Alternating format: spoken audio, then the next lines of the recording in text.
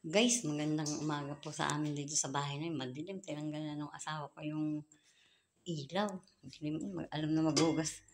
Maghugas pa po ako guys ng pinggan. Grabe, ang dami ko naman pong hugasan. Ayan po guys, ang aking hugasan. Oh. Grabe, ano ba ito? Yan, kawali, kaldero. Daig pa namin din yung may bisita. Ayan po guys, ang aking hugasan ngayon.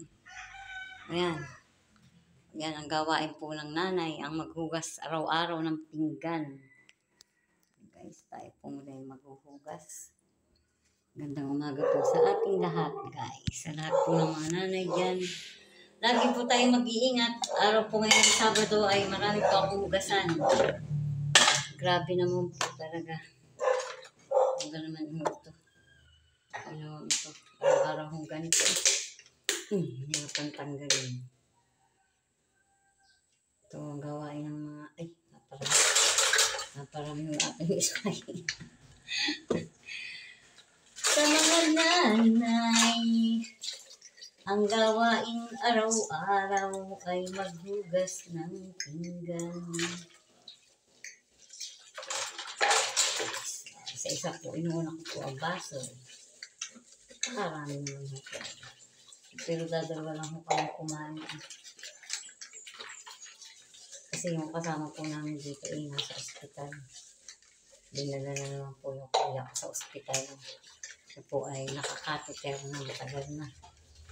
3 years na po yata yung nakakateter guys. Ay kulang po ang aming pera kaya hindi siya mapa-operahan.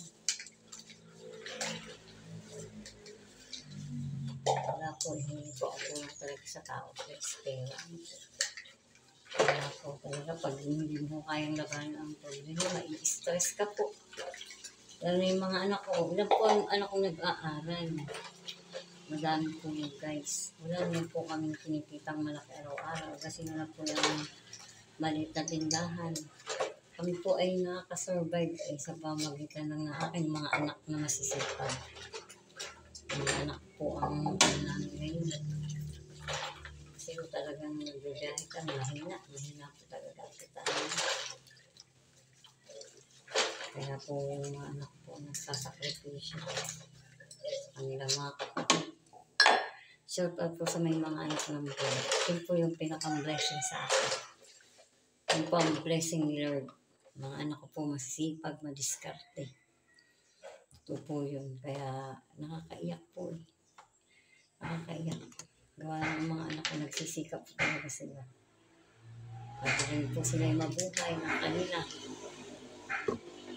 Nag-aaral pa ko yung mga kapatid niya. Tapos may anak din po akong madiskarte. Guys, yung mga gumagawa siya ng kung para mabuhay ko ba ng patas. Nag-aaral po yun. Pero napakasipag din po. Guys, sa lahat po dyan ng mga nanay at sa lahat po ng mga anak, ano po, yung masasabi ko lang po ay habaan niyo ang pangunawa at talagang ang nanay po ay ganito, wala po ko tayong work. Pero babangon po tayo guys. God bless po. Ingat po lagi tayo.